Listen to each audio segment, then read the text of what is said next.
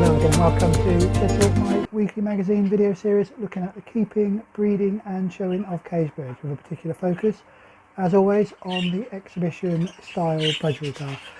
Well, as the title of this episode suggests, I'm going to talk about October in the shed and what we're going to have, what my plans are for the shed, and my plans generally around the bird keeping and showing in October.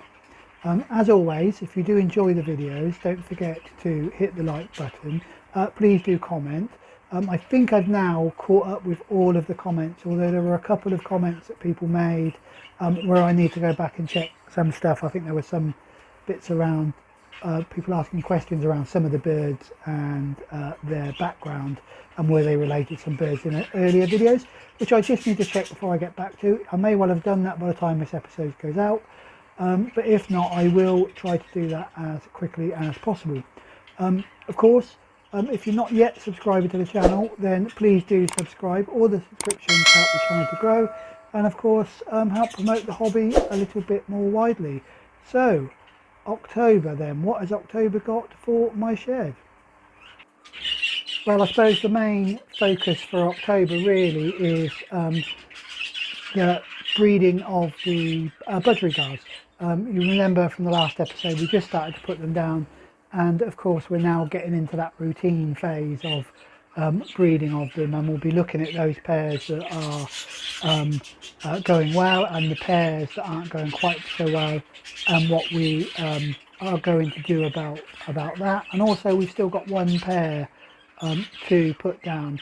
So in this episode I will have a quick look. Those of you that watch the Facebook page will know that we've already had some success in at least one of the cages. So we'll have a look at what cage that was. There will be a full update of all the breeding cages in the next episode, but we will have a look at the ones that are currently showing signs, or good signs in terms of breeding, and we'll also have a very quick look at, like I said, about the large poos. You may remember I said in the last episode, once I got some of those I would video it, so we will have a quick look at that. The other thing we will do in this episode, straight after this in fact, is we will get out the final pair that's going to go into cage 6 and have a quick look at those, and I will talk very briefly about those. But the big update on the breeding cages will come in the next episode. I'm conscious that the budgerigars in the background are being quite noisy, and I know a couple of people have mentioned that sometimes it can be a bit difficult to hear me talk over the sound of the budgerigars. I do apologise for that. I am looking to get a new microphone, so one that comes round to the mouthpiece, so hopefully that will improve the overall sound quality. But until then, I'm afraid you just have to struggle along, and I do try to adjust it in the editing page, but not always possible. So like I say, the main focus then is on the breeding of the budgerigars, and what we'll do now then is we'll take a look at the cages that are being a little bit more successful or got off to a good start, and following that we'll have a quick look at pair 6. So let's start with the birds that have got off to a flying start, I suppose, in terms of that breeding season, and things appear so far to be going reasonably well.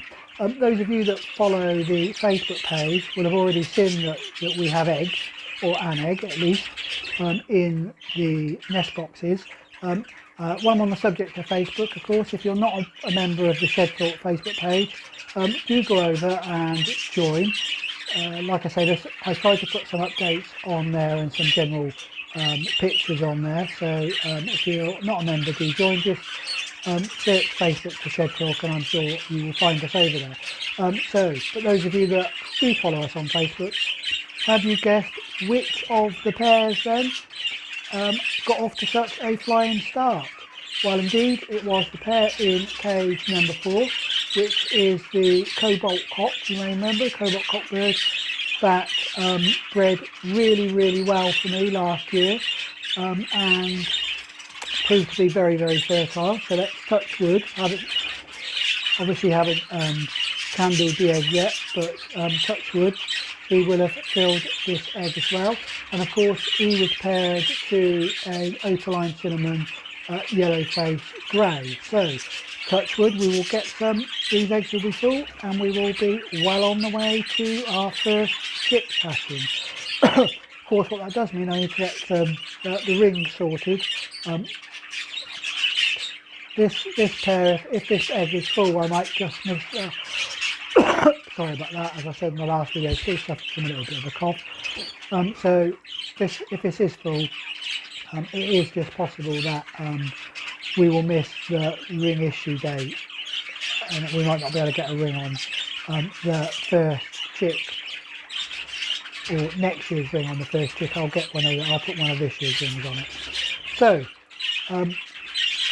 really good news to have our first eggs in our first nest box. So this is the pair 6 that we're going to put down. Then I said I'd have a quick look at this pair. We've got the cinnamon green cockbird on the left. This was a 2022 run bird. You may remember we did try him and his brother in the show cage, in the breeding cage last year, but didn't actually manage to get anything. We had some bad luck with a couple of hens. So the hen is the Bob McCabe outcross hen, which is a cobalt opaline. She's starting to get fairly old for a hen, so she's a 2020 run hen, so is starting to reach the end of her breeding or useful breeding or usefulness for breeding. So I'm hoping I might get one more round off her early on this year in this breeding season, hence the reason why I put her to this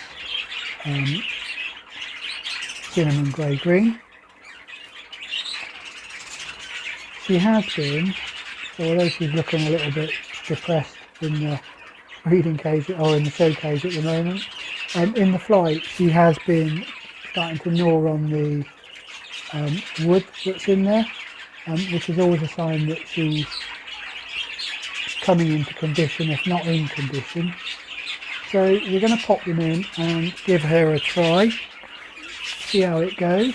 Nothing to lose by trying to get a couple of more chicks off of this outcross hen. Cock looks in splendid condition at the moment. So yeah, that is going to be my pair number 6. All I've got to do now is get them out, trim the vents and give them some spot on treatment, and then they can go in the breeding cage. As always, I'll keep the nest box closed for a short while, and we'll turning it round and see how we go. Pair number 6.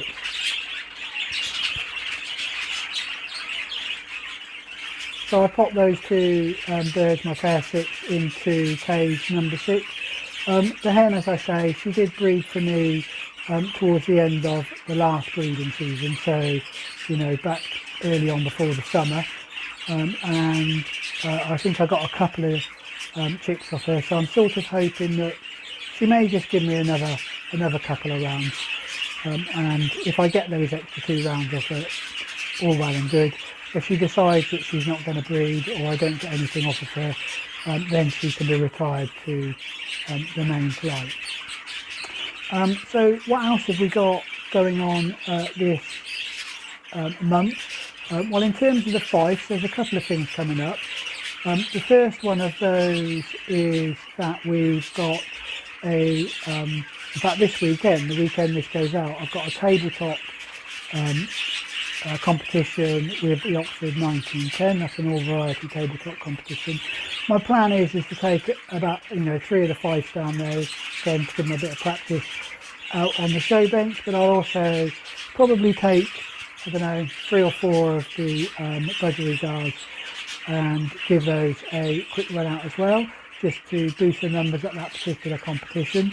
The following weekend, there's actually, in my local area, there's I think it's a Fife Federation show going on. I'm not involved in the running of that show or anything like that, but I do think I might take 3 of the 5 down to that. I've got to get them entered probably today actually, if I'm going to get them entered in time for that show. So I think I will take some down to there. It's only just down the road from me, so I might as well get some of the Fifes out, and that will be the first major show for me in terms of Fife.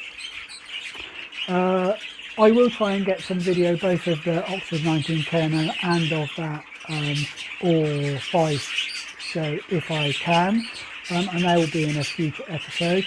Finally, towards the end of October, in fact I think it's the week after the Fife Federation show, there is a Budgerigar Society members show going on, so I will of course take a few budgies down to that, and just again to get a few budgies out and on the show bench and support my local Budgerigar Society. So that's in terms of what else really is going on in October. We won't forget, in fact before I talk about that, finally at the end of October I need to prepare some birds, getting the birds ready for the November show, my main show, the Oxford 1910 annual members show.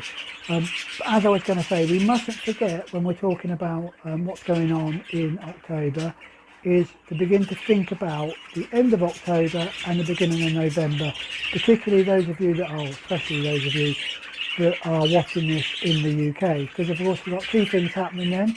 We've got Halloween and we've got Guy Fawkes Night or Bonfire Night, and both of those tend to be associated with fireworks, certainly over here in the UK, and of course fireworks can be a major problem for us bird keepers and those people who generally have pets. So for me, what this will mean is I'll leave the lights on a bit longer. I will leave the radio on quite a bit longer, just to help settle the birds, so there's a bit of noise in there and the sudden fireworks going off doesn't upset them too much. In here, it's not too bad because we're in a brick built shed, and generally the noise isn't quite so bad in here. Outside in the wooden shed, less so, more of an issue, just because the noise travels and the flashing of the lights and so on.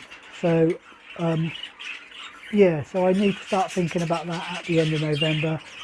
Just like I say, lights on a bit longer and leave the radio on, certainly probably until well after midnight, just to help keep them settled so there's a bit of noise that they're used to.